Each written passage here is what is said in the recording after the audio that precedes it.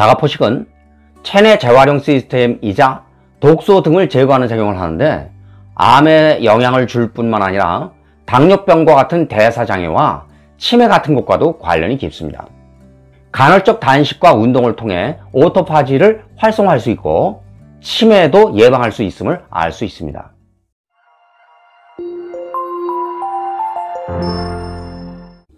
여러분 안녕하세요. 반갑습니다. KNL 기능의학TV 김강원입니다. KNL 기능의학TV는 질병의 원인 치료의 목적을 두는 의학 정보를 여러분께 과학적 검증을 거쳐 최대한 많이 알려드리는 데 초점을 맞추고 있고요. 그런 취지에 맞춰 이 채널을 방문해 주신 여러분 감사합니다. 제가 그리고 이 영상을 촬영하는 과정에 참고한 과학적 문헌 이런 것들은 요 아래 설명란 여기에 링크를 남겨드릴 테니까요. 관심이 있는 분들은 살펴보시기 바랍니다. 오토파지는 자가포식 이렇게 번역해서 부르기도 하거든요. 자가포식은 일종의 재활용 시스템인 것이죠. 그런데 암의 초기에는 오토파지가 암을 억제하기도 하고 그런다고 하는데요. 이게 암이 어느 정도 진행된 상태에서는 암이 오토파지를 이용해서 더 번성한다고도 하네요. 그래서 이번 시간에는 오토파지, 즉 자가포식에 대해서 알아보려고 하거든요. 궁금하시면 영상을 집중해서 보세요. 그리고 이 영상을 다 보시고 나서 정보가 되었다 이렇게 판단하시면 좋아요를, 다른 정보도 궁금하다 이렇게 생각하시면 구독을 눌러주세요.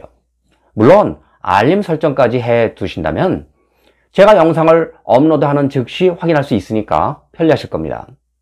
구독은 무료입니다.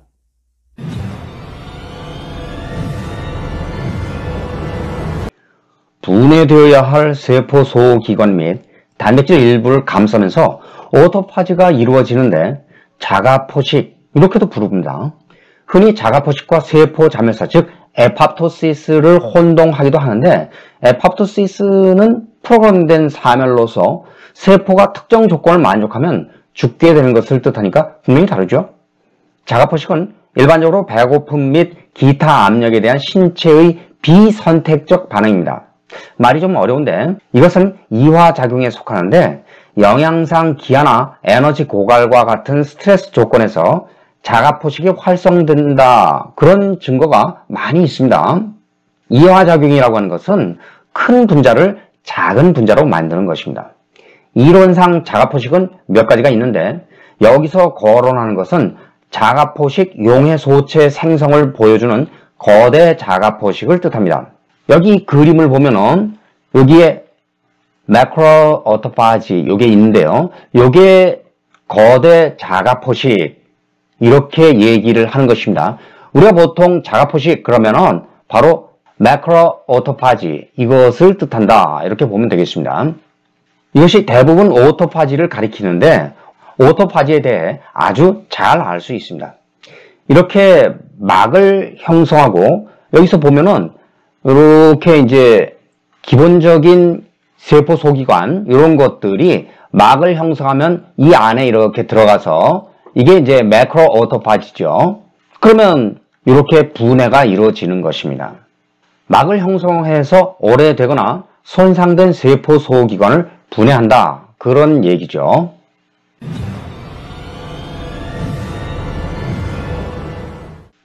자가포식은 손상된 세포 소기관과 오래된 단백질 분해, 세포 항상성 유지에 중요한 역할을 합니다. 쉽게 말하면 세포가 자신의 일부를 먹는 것이죠.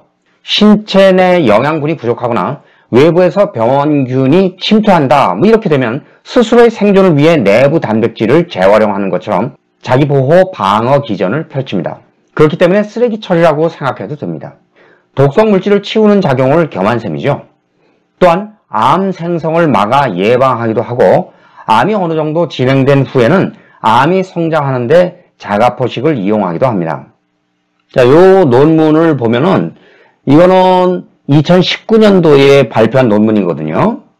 오토파지를 활성화하는 ULK1과 VPS34를 억제하는 약품이 오토파지에 의존한 중추신경 시스템 종양세포에서 효과적이다, 그런 얘기가 여기 나와 있죠. 추가적으로 AGT 4B, 억제, 자가 포식 차단하는 이런 데에 효과적이고 항암 효과가 있다. 그런 내용이 여기 나와 있습니다. ATG4B. 요것은 자가 포식 소체 형성의 핵심 효소입니다. ULK1과 VPS34는 오토파지, 여기 ULK1 이런 게 있잖아요. 요거하고 VPS34 요거는 오토파지를 활성화하고 ATG4B 요것도 있죠. 이것은 자가포식 소체 형성의 핵심 효소입니다. 손상된 세포는 오토파지에 의해 분해되기 때문에 초기에는 암세포 생성을 막을 수 있습니다. 오토파지는 발암물질이나 활성산소, 복구불능의 손상과 같은 발암 요인을 제거하기 때문이죠. 그런데 암이 어느 정도 생성되고 전이 능력도 갖추는 상황이 되면 오토파지가 암세포에 필요한 에너지와 다양한 재료를 공급하는 능력을 보이기 때문에 오히려 암을 도와줍니다. 일부 항암제는 자가포식을 조절할 수 있습니다. 전암성 병변에서는 자가포식을 강화하면 암을 예방할 수 있고 진행된 암에서는 자가포식을 강화하거나 억제하는 것으로서 암치료법으로 임상 진행 중이라고 합니다.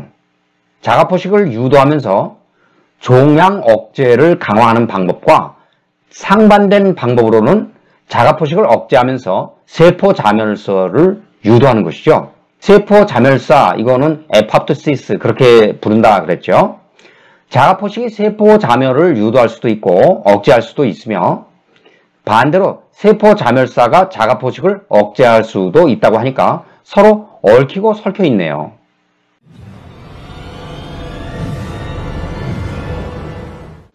비만, 당뇨병과 같은 대사장애는 여러 문제를 일으키지만 신경퇴행성 질환 발병의 위험 요소입니다. 대표적인 신경퇴행성 질환으로는 파킨슨병, 알츠하이머병 이런 게 있죠. 인슐린 저항성은 대사장애뿐만 아니라 중추신경계 손상에도 연결되어 있다는 것입니다. 여기 이 논문을 보면요, 요거는 2019년 그때 발표한 논문인데요. PD, 이거는 파킨슨병을 얘기하고요. AD, 요거는 알츠하이머병을 가리키는데 여기 보다시피 PD, AD 이런 게 있잖아요. 유명한 당뇨병 치료제인 메트포민 이런 게 있죠. 이거를 사용하면 파킨슨병이나 알츠하이머병에서 긍정적인 효과가 있다. 이렇게 논문에서 연구 결과가 나와 있네요. 인슐린이 뇌 기능에 영향을 미치고 있음이 분명한데 특히 기억과 학습에 영향을 미칩니다. 자가포식을 활성화하면 알츠하이머병, 인지감퇴의 위험 이런 것들을 감소시킬 수 있음을 보여주고 알츠하이머 환자의 경우 자가포식 손상이 있었다. 그런 증거가 있습니다. 칼로리 제한과 운동을 포함한 여러 과정과 행동이 자가포식을 조절할 수 있고 모두 인슐린 신호를 개선하고 신경퇴행 과정을 늦춥니다. 간헐적 단식과 격일제 단식은 신경세포를 보호해서 인지장애를 개선할 수 있습니다. 운동은 음식 제한과 함께 자가포식, 인지 개선에 중요한 조절자입니다.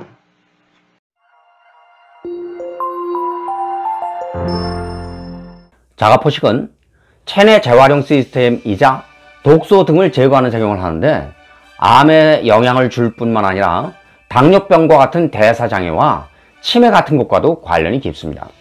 간헐적 단식과 운동을 통해 오토파지를 활성화할 수 있고 치매도 예방할 수 있음을 알 수 있습니다. KNL 기능의학TV는 여러분 생각이 궁금합니다. 건강에 관한 소중한 여러분들의 의견이나 영상에서 다뤄주기를 원하는 아이디어 이런 게 있으면 이 아래 댓글란 이런 데에 의견을 남겨주시기 바랍니다. 그러면 제가 그 의견을 자료조사를 통해 최대한 반영하도록 노력하겠습니다. 끝까지 시청해 주셔서 감사합니다. 이번 영상은 여기서 마치겠습니다. 그러면 다음 시간을 기약하면서 여러분 안녕히 계십시오.